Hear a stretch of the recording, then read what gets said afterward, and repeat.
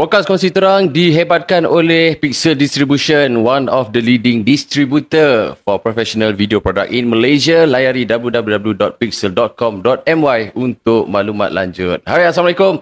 Anda bersama dengan Cina dalam Podcast Kongsi Terang. Dan untuk malam ini dan episod kali ini, Cina ada bawa tetamu yang sangat-sangat istimewa.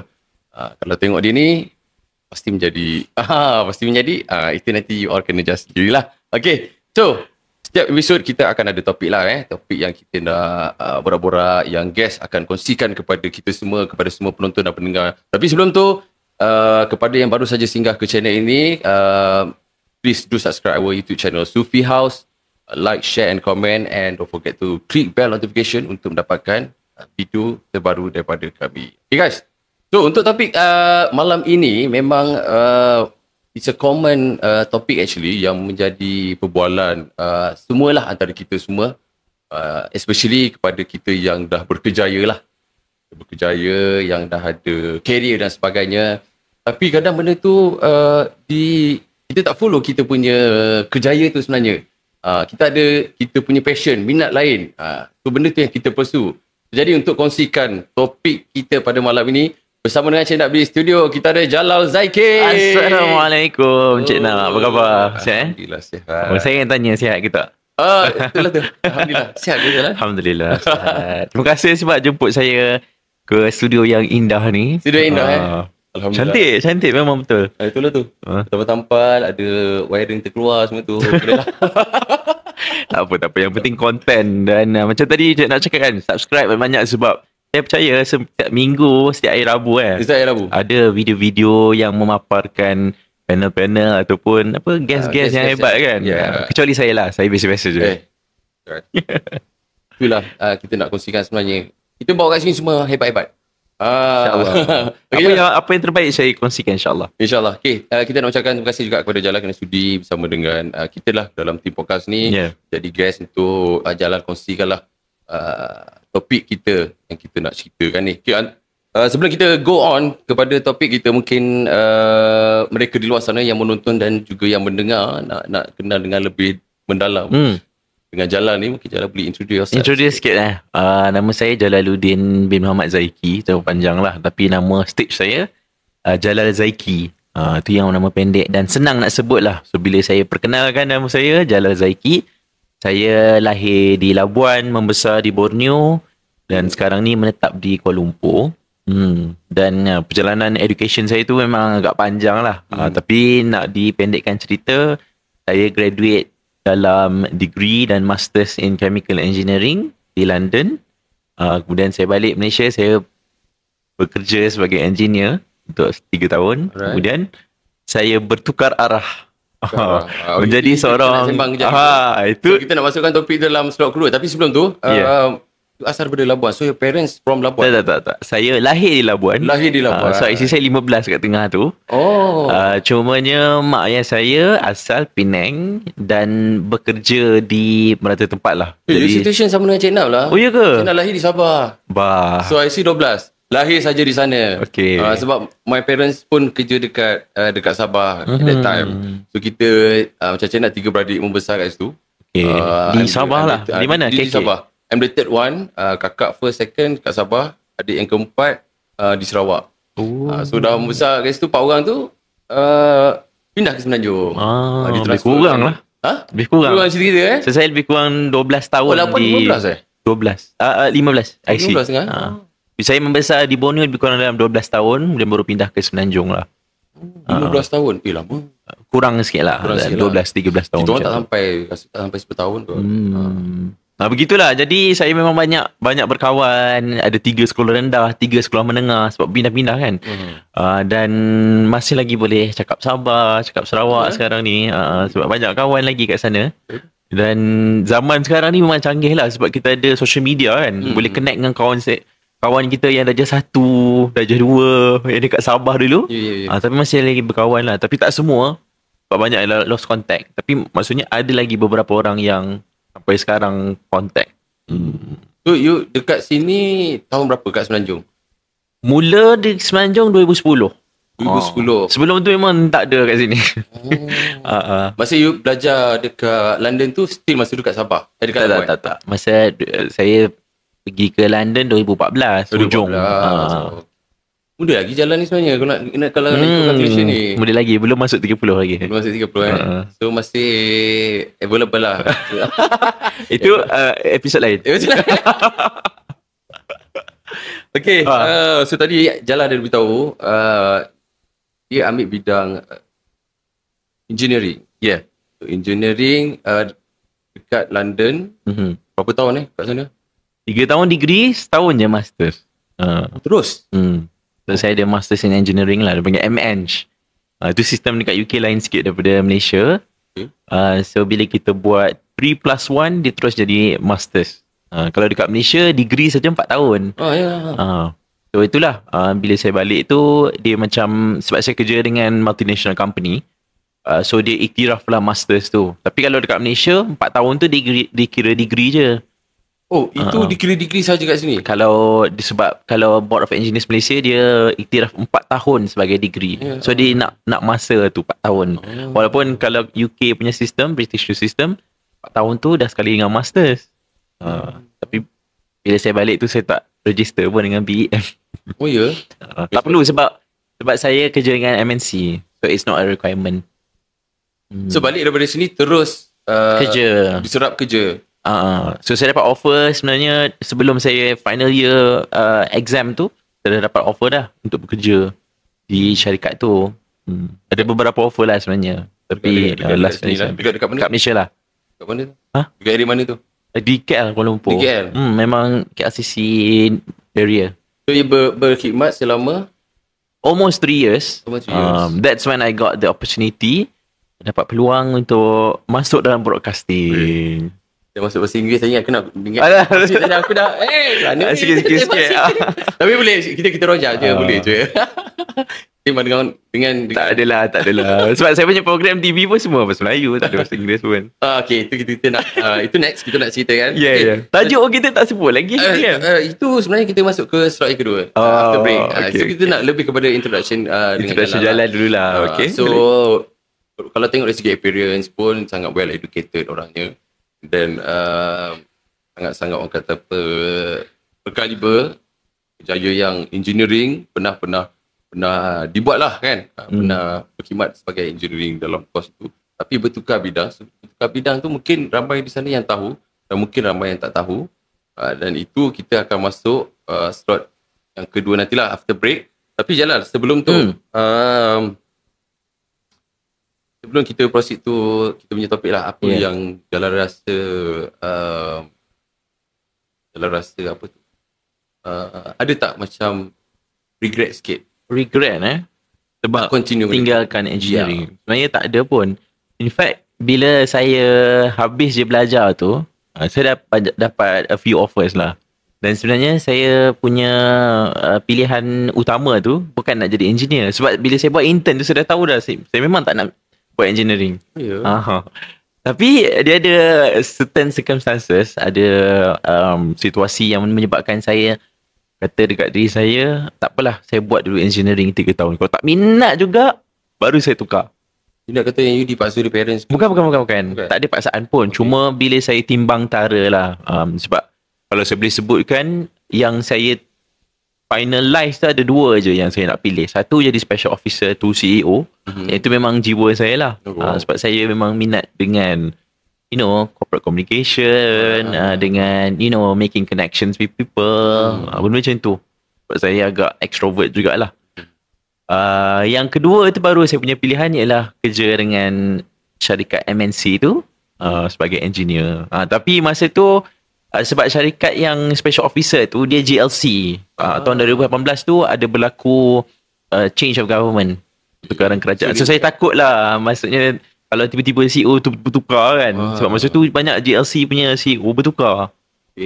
Jadi saya pun tak apalah, tak nak ambil risiko. Tapi kalau tak ada arah melintang masa tu, memang saya dah jadi special officer lah. Oh ya? Disebabkan situasi itulah. Situasi itu. Saya mengambil keputusan untuk buat dulu engineering dan prove to myself lah sebenarnya. Dia bukan nothing to do with societal pressure, family, tak ada. Itu semua ialah pilihan saya timbang tara saya. Dan kita pun masa tu dah besar kan. I think dah 24, 25 masa tu. So kita dah ada better gauge timbang tara yang lebih matang lah. Okay guys, so kita nak take a break sekejap. Tapi sebelum kita take a break, Jalal, nak preview sikit. You punya sibling, you anak berapa? Ini memang personal lah. Saya nombor 4 daripada 7. 4 daripada? 7 adik-beradik. Semua kita orang semua buat course lain-lain. Course lain-lain? Course lain-lain semua. Ada yang buat accounting, medik. Nombor 3 tu culinary, tukang masak. Nombor 4 saya engineering, nombor 5 economics, nombor 6 buat psychology, counselling, nombor 7 buat masscom. Semua profesional punya ni lah, bagus lah. Itu memang daripada minat atau parents? Semua minat masing-masing. Dan adik-adik yang bawah ni saya lah yang guide kan. Saya tengok apa dia orang punya minat, semua apa tu. Saya tolong salurkan. Jumpa dengan orang-orang yang tertentu yang memang dalam bidang tu. Tengok betul tak you guys nak buat ni. Cuma yang lain-lain tu memang out of self-choice. Sebab parents kita orang bukan jenis yang macam okay, kau kena jadi doktor, kau jadi engineer, kau jadi accounting. Tak ada. So itulah. Certain parents kadang dia macam tu kan, macam ada expectation kan. Okay, alright. So guys, kita nak take a break sekejap. Kita akan sambung topik kita berkenaan dengan bidang kerjaya. Minat apa tu? Bertukar bidang kerjaya kerana minat atau populariti. So guys, kita nak take a break sekejap. Kita akan kembali selepas ini.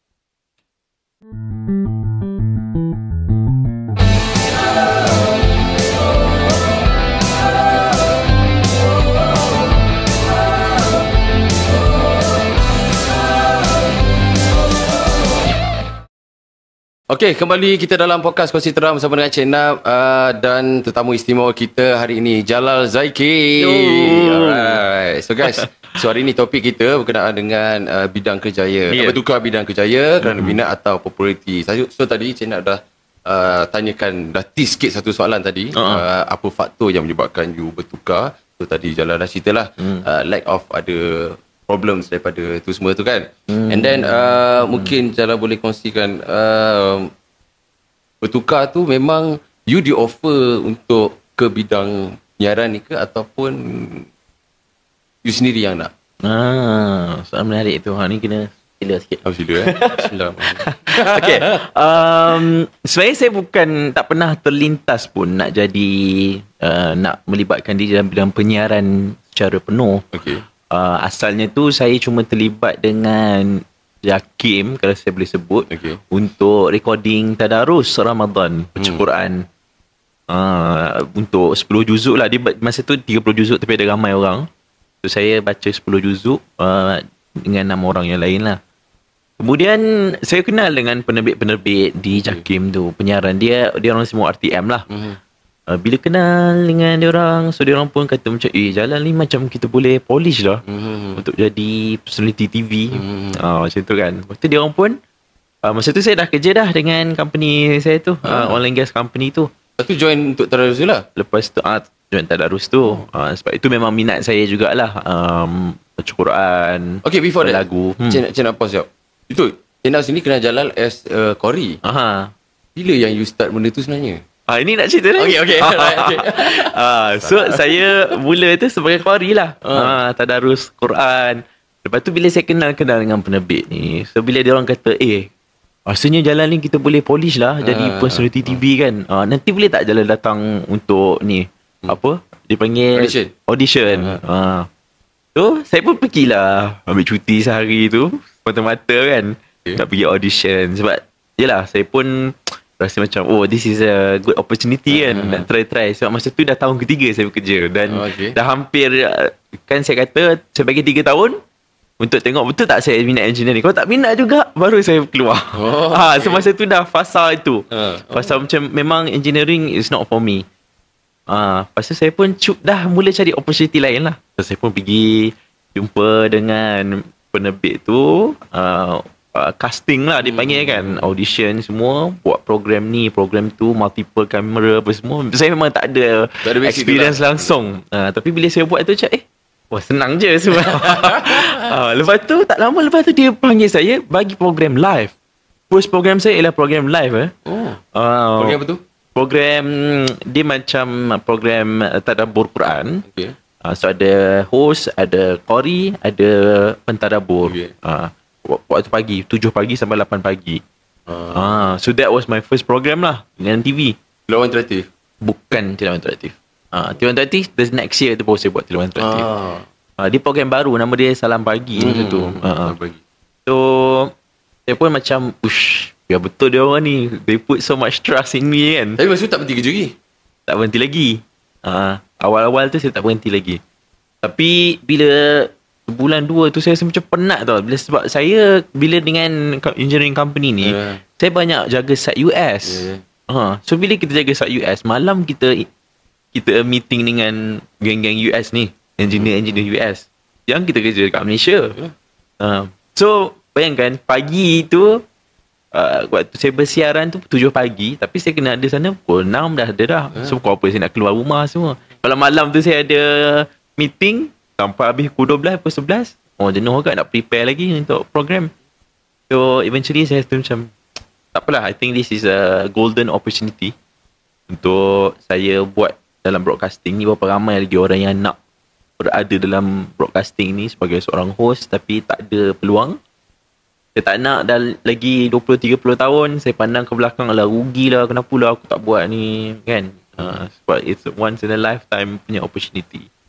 Itulah titik permulaan saya masuk bidang penyiaran. Tapi sebenarnya soalan macam tadi tu, I kenal you as a qari. Itu masa you belajar benda tu. You belajar engineering semua tu, memang masa belajar tu dah belajar Taranum tu semua? Taranum. Itu zaman sekolah lagi. Dulu saya memang join tilawah Quran daripada darjah lagi, darjah 5 macam tu. First saya masuk. Kemudian saya mula berguru dengan ustaz semua, form 1, form 2. Last kali saya belajar form 3 lah. Tapi saya masih lagi masuk sebab saya masuk asrama. Jadi guru saya tu susah nak jumpa. Kemudian tinggal lama, saya bagi UK pula. Balik UK tu baru saya start balik. So bila start balik tu ada join tandingan ke apa ke? Join tandingan. Sampai sekarang pun saya masuk Selangor. Dia masuk tilawah Selangor. Kan dah busy dengan tak ada. So benda tu, minat tu dia tak boleh tinggal lah. So memang berterusan. Dan in fact sampai sekarang pun setiap minggu saya pergi mengaji, belajar mengaji dengan guru saya. You the only siblings yang dalam bidang Taranum. Tetapi seni suara ramai lagi adik-adik saya. Of course. Yang menyanyi, yang mengaji, minat mengaji pun ada, minat azan semua ada jugalah. Alright, so Jalal, cabaran you bila you bertukar bidang ni, cabaran dari segi mungkin penerimaan daripada your parents ke, siblings ke, ataupun you punya klik-klik ke, macam mana? Faham. Sebenarnya surprisingly yang suruh saya pilih untuk berhenti satu dan pilih satu ialah parents saya. Wow. So bila diorang tengok saya macam keluar awal pagi kan, pukul 5.30 nak sampai pukul 6. Lepas tu malam belum tu habis pukul 11, pukul 12. Tengok macam penatnya kan. Tapi saya rasa okey je awal-awal tu sebab memang saya bersiaran tu sejam je live. Habis pukul 8 boleh je masuk kerja semua kan. Cuma saya kata kalau lah saya tak boleh nak sustain lama dalam bidang penyiaran, at least saya ada backup, iaitu saya ada degree, masters, ada experience 3 tahun dan result pun cemerlang semua kan, dan banyak-banyak skill-skill yang transferable. So at least I have a safety net lah. Tapi buat dulu apa yang saya tengah minat sekarang ni, itu maksudnya parents punya tentangan tak ada lah. Dia support lah. Support.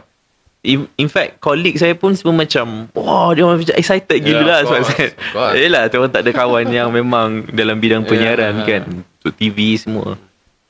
So dia orang pun macam, go for it.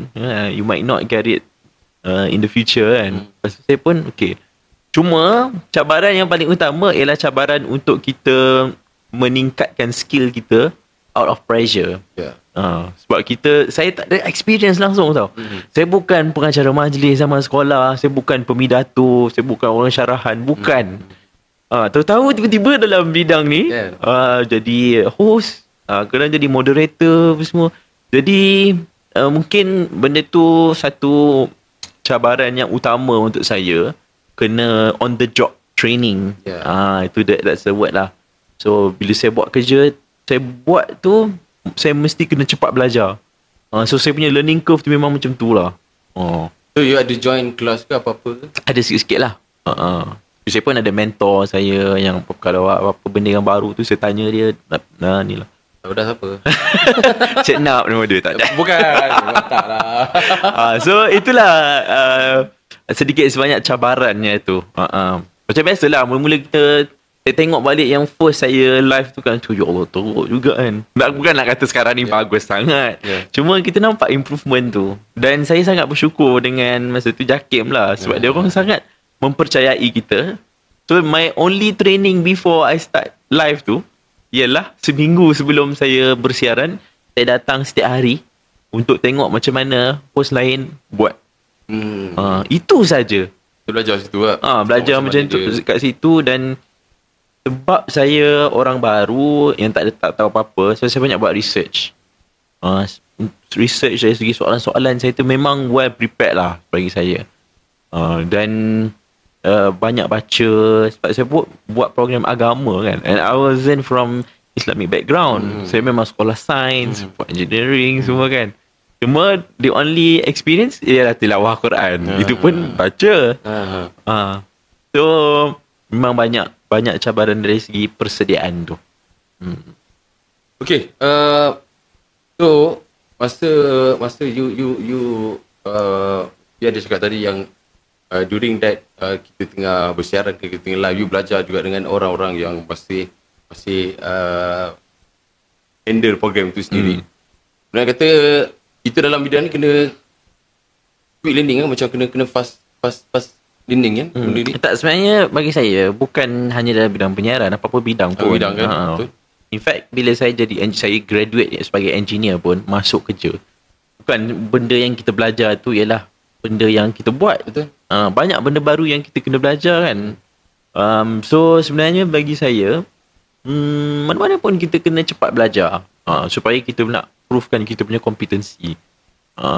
Tapi orang macam you yang tak ada macam basic on camera, tiba-tiba you boleh orang kata apa, boleh cope lah dengan benda tu. So macam cepat jugalah benda tu kan. Alhamdulillah. Dan bukan itu sahaja, bila saya start masuk dalam penyiaran TV ni, so banyaklah TV lain yang discover, macam Hijrah, TV3, dan saya pun ada buat program dengan TV-TV lain juga masa tu. Dan sebab saya freelance kan, so saya tak attach dengan satu TV.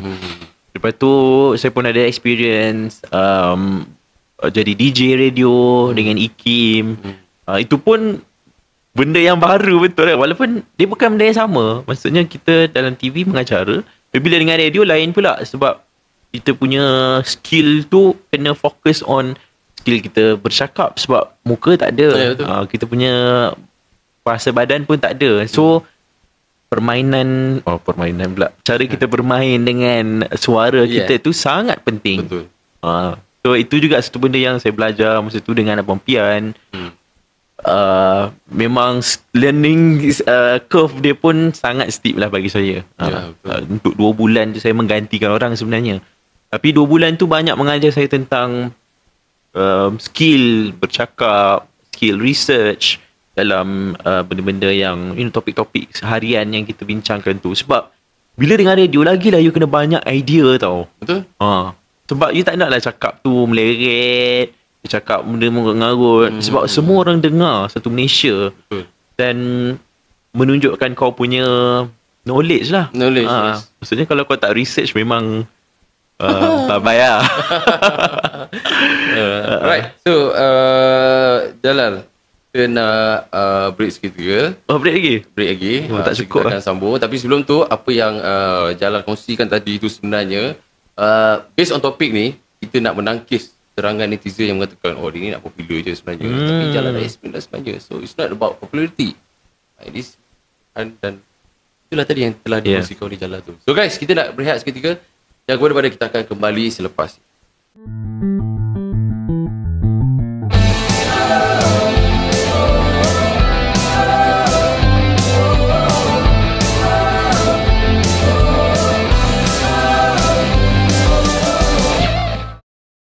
Okey, kembali dalam podcast Kongsi Seram bersama dengan Cik Nap dan Jalal Zaiki sekarang ni di studio. Masih lagi bersama dengan kita. Okey, so tadi kita dah banyak borak tentang Jalal Zaiki, pandangan dia, pengungsian dia dan sebagainya. Selain Jalal ni juga merupakan seorang personality TV. Macam-macam benda dia buat. So you guys yang baru saja mengenali Jalal Zaiki ni, nampak sangat kenal, kenapa? Tak ada lah, orang baru. Okey, Jalal, pandangan you tentang media sosial ni yang membantu career you sekarang. Rasa macam mana?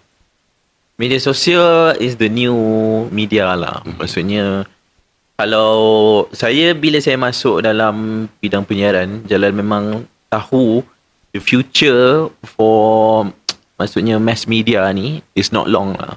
Sebab kita dah nampak dah trend tu. Cuma kalau macam government own tu maybe lama sikit lah kan. Tapi kalau kita tengok stesen swasta ni, nampak macam trend penurunan tu, downsizing dan sebagainya tu semakin lama semakin ketara. Jadi nak tak nak memang kita kena pergi ke alternative media, termasuklah social media. Tapi menjawab persoalan Cik Nap tadi, social media walaupun kita sebagai personality TV sangat penting untuk kita be relevant to the industry. Sebab apa-apa pun kadang-kadang penerbit dia nak tengok juga dia ni dia punya fan base macam mana, follower dia macam okey tak, dia punya engagement dengan followers dia macam mana, bagus tak. So memang kena ada strong presence in social media lah. And in fact selain daripada penyiaran, kalau kita buat bisnes pun memang sangat penting lah untuk kita ada strong follower base. Satu untuk kita punya prospecting, dan satu lagi untuk dari segi trust, credibility. Orang nak tengok tu sebenarnya, berbanding dengan orang yang follower dia 100, tengok orang yang ribu-ribu, puluh ribu, ratus ribu, apatah lagi kan. So itu banyak membantulah sebagai seorang personality. You memilih dalam bidang ini adakah ini satu keputusan yang tepat bagi you, yang you rasa boleh pergi lama dengan dalam bidang ni, ataupun you ada macam satu period yang okay, after this aku nak try benda ni pula? Menarik soalan tu sebenarnya. Bagi saya, you can never know the future for sure. You boleh project, tapi nak kata betul-betul sure tu you tak tahu. Tapi bagi saya, what is important is kita kena ada banyak backup plans.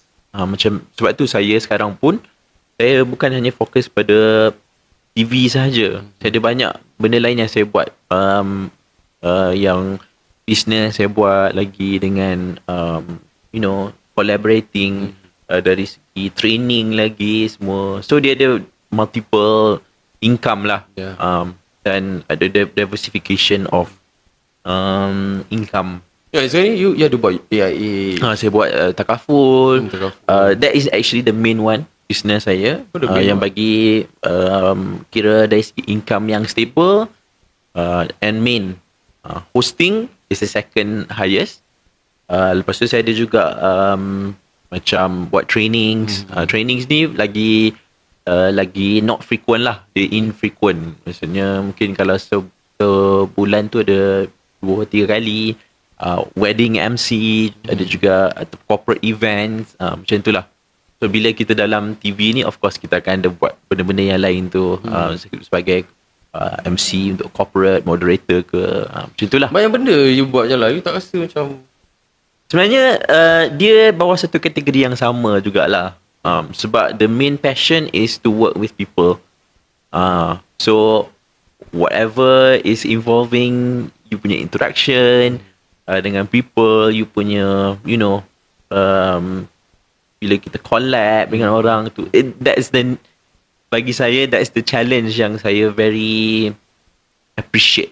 Macam tu. So kita pun tak adalah bosan, sebab semua benda yang kita buat tu benda baru kan. Okay, I tak pernah buat ni lagi. So the reason why I took the challenge untuk jadi DJ radio masa tu, sebab okay, ni tak pernah buat lagi. Sebenarnya payment is bagi saya second. Sebab saya suka kepada knowledge. So the main motivation is knowledge lah. So aku nak dapat skill baru ni, aku nak knowledge baru ni.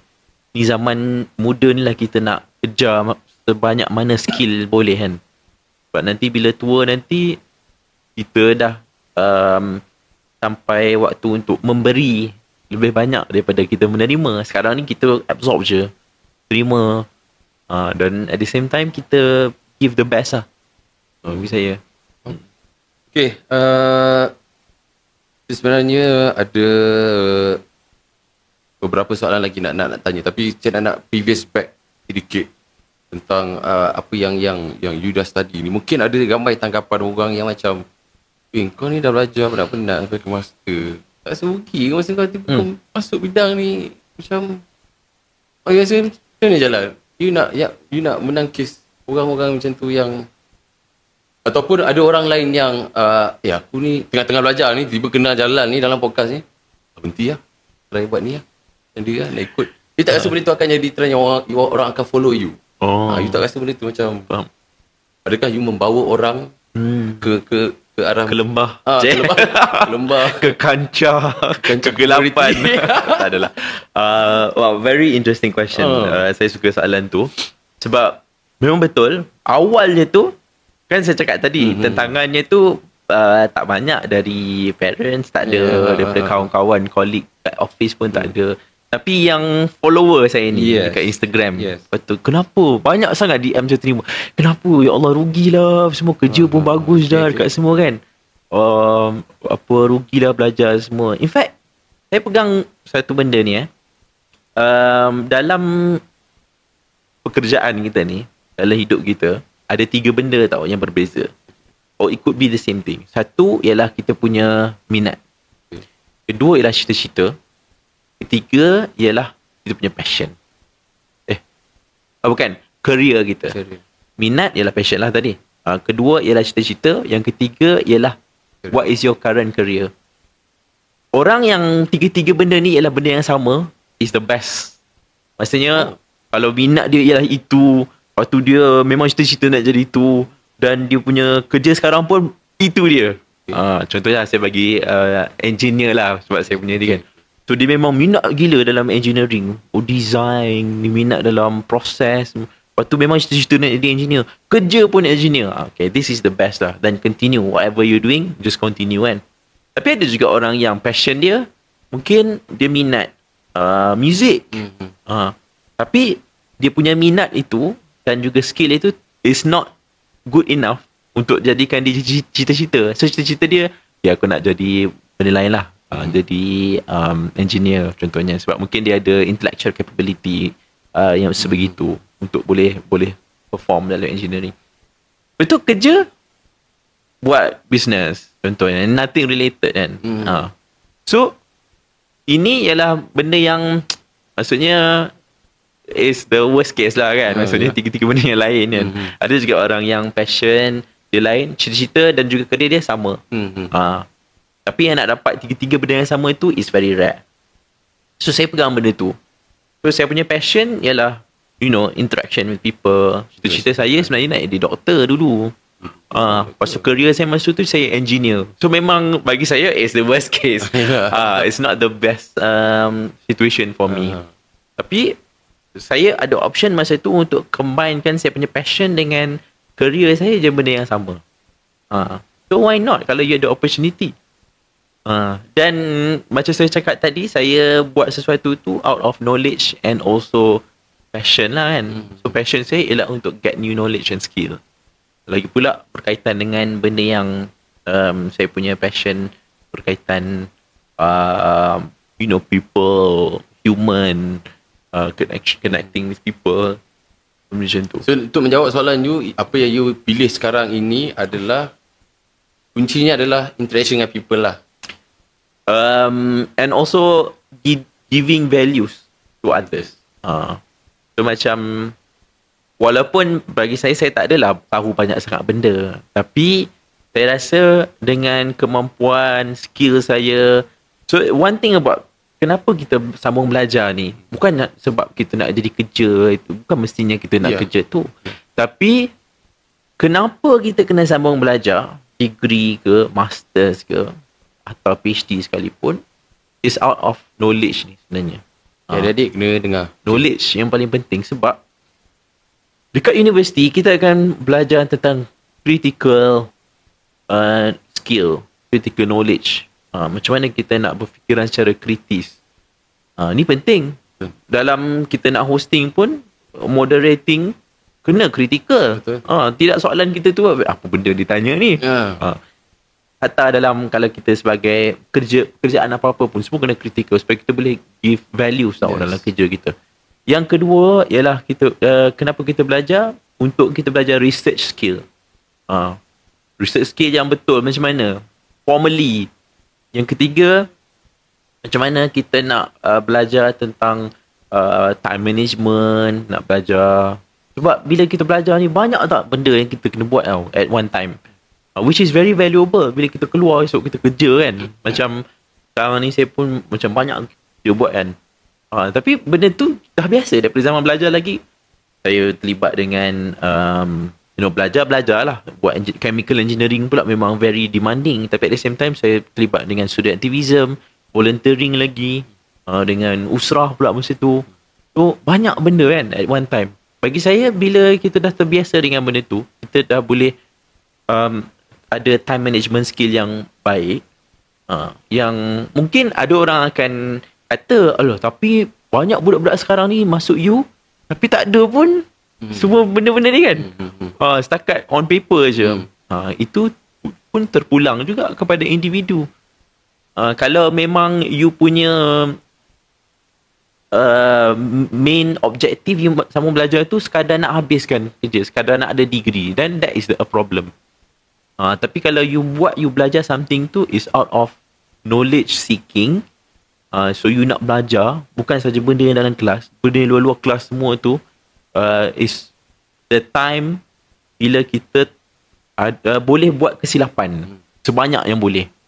Sebab at the end of the day you boleh justify belajar lagi kan, student kot, intern. So kita akan ada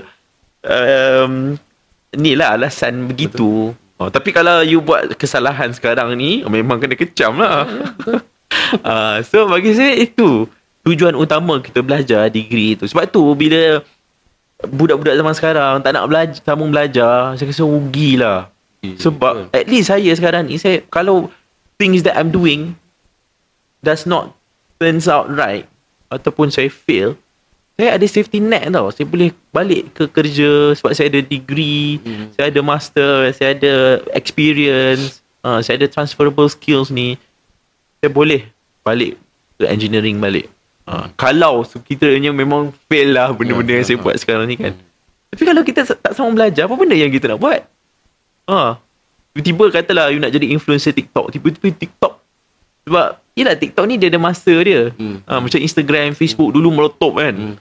TikTok esok dah ganti dengan benda lain. And tak mestinya you akan survive dengan the new platform. So apa you punya backup? Okay. So baru-baru ni kita our TikTokers terkenal mendapat award Keramik. Dan dia bagi pesanan juga kepada adik-adik, sambunglah belajar. No matter what, belajar dululah. Sebelum you nak go to buat content ke dan sebagainya lah. Macam Jala cakap tadi, knowledge tu penting. Jangan kau main terjal buat benda tu. So mungkin ada pesanan sikit lagi Jala kepada adik-adik yang tadi masa kita break tadi Jala ada borak sikit tentang data-data tu semua. Masa rekod lah tadi. Okay, itulah bila ini saya dapat data ni masa saya jadi DJ IKIM hari tu. So, kita kan setiap hari ada baca berita utama setiap hari tu kan. So antara ada satu hari ni bila dekat-dekat dengan keputusan SPM, so dia kata tahun lepas hampir 50% pelajar lepasan SPM tak sambung belajar. So trend itu semakin meningkat setiap tahun tau. 2 tahun sebelum tu 30%, tahun sebelum tu 40%, lepas tu 50%. Dan kalau kita buat unjuran, memang akan meningkat naik value number tu. Dan bagi saya ni sangat menyedihkan lah. Sebab kalau tak sambung belajar, sebab sekarang ni ada gig ekonomi, so banyak orang rasa macam tak sambung belajar pun you boleh dapat 3,000 kerja dekat kedai baju ke, kerja buat e-hailing ke, benda yang tak perlukan skill yang tinggi. Tapi bagi saya, sampai bila you nak bergantung kepada benda macam tu, yang mungkin ada satu masa mungkin syarikat tu akan tutup. Sebab dia gig ekonomi yang pop dan boleh di-replace bila-bila masa saja. So kalau you tak ada backup plan, habis lah kan. Apa yang lagi you nak buat? In fact, kalau you jadi influencer pun, orang yang jadi influencer dia jadi kaya sebab apa? Sebab dia ada business. Bukan sebab dia buat konten dekat TikTok tu sangat. Maybe dapatlah 2-3 ribu. Kalau you buat live setiap hari kan, dapat gift semua. Tapi sama mana platform ni akan berkekalan sampai bila-bila ke? So untuk adik-adik kat luar sana, pergilah sama belajar dulu. Dapatkan knowledge, dapatkan skill-skill yang sangat penting. Bukan hanya untuk pekerjaan, untuk kehidupan kita. Kan? You nak jadi orang yang berguna, you kena ada value. You kena ada knowledge. Kalau you nak contribute to people, kalau you tak ada benda ni macam mana? Betul. In fact, kalau you nak jadi, yelah, bila saya faham dalam society kita ni, kadang-kadang definisi berjaya tu ialah kaya. Walaupun dulu dia belajar tak pandai, lepas tu tiba-tiba sekarang ni dah kaya kan. Dah berjaya dah dia kan. Padahal dalam masa yang sama merosakkan masyarakat. Jual makanan katalah macam yang tidak baik untuk kesihatan, apa semua. Jual vape contoh kan. Benda-benda yang merosakkan kesihatan kan. Tapi kaya, yang penting kaya. So itu satu societal expectation yang perlu kena ubah lah. Tapi tak dinafikan, masih lagi kalau conventionally orang akan cakap orang yang berjaya doktor, engineer, berjaya. Walaupun tak buat banyak duit pun, until a certain point lah. Sebab at the end of the day, kalau nak kaya mesti kena ada business kan.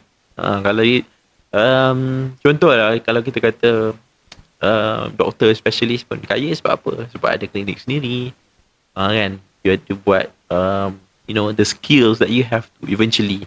Memang bila kita fresh grad ni gaji 2-3 ribu kan, tapi you kena tengok the progression of career long term. Kalau you buat e-hailing, you dapat 3 ribu, 4 ribu, maksimum you dapat 4 ribu, 5 ribu sebulan. Itu je lah maksimum you boleh dapat. Walaupun you dah kerja 20 tahun, 30 tahun, dia tak ada perkembangan dari segi career. So beringatlah. Adik-adik yang tengah dengar sekarang ni kan, saya bukan nak kata nak menghukum, saya bukan judgemental punya orang tapi suka untuk nasihat. Betul. So nak income unlimited, join Takaful. Okay, itu dia sedikit sebanyak perkongsian yang diberikan oleh Jalal Zaki. So actually kita dah penghujung dah. Allah, tak cukup lah. Kan? So apa yang dikongsikan tadi sangat-sangat menarik oleh Jalal. So kepada adik-adik di luar sana, teruskan, continue belajar kerana knowledge itu penting. Kau nak follow macam Abang Jalal pun okey, tak ada masalah. Maknanya sampai ke master, kerja dulu, and then nak sambung bidang lain pun okey. Jangan macam nak lain. Macam nak dia gagal belajar. Kau dah tak ada pilihan, kau kena buat kerja lain lah. Tapi sekarang orang kata dah berjaya lah. Berjaya tu. Okay guys, so kita nak ucapkan thank you so much kepada Jalal Zaki kerana sudi bersama dengan channel dalam podcast Kongsi Terang ni. Terima kasih so much Jalal. Terima kasih banyak sebab ni jemput saya juga berkongsi dengan semua follower, subscriber sekalian. Saya harapkan agar benda yang saya kongsi ni ada give value lah. Kalau tak banyak, sedikit, InsyaAllah. Dan juga jadi bekalan saham akhirat saya jugalah, InsyaAllah. Mungkin kalau Jalal tidak keberatan untuk belanja sedikit. Lunan suara. Boleh. Kita baca surah pendek sikit lah. Boleh. Surah Al-Kawthar. Jangan suruh cik nak sambung Bismillahirrahmanirrahim. Inna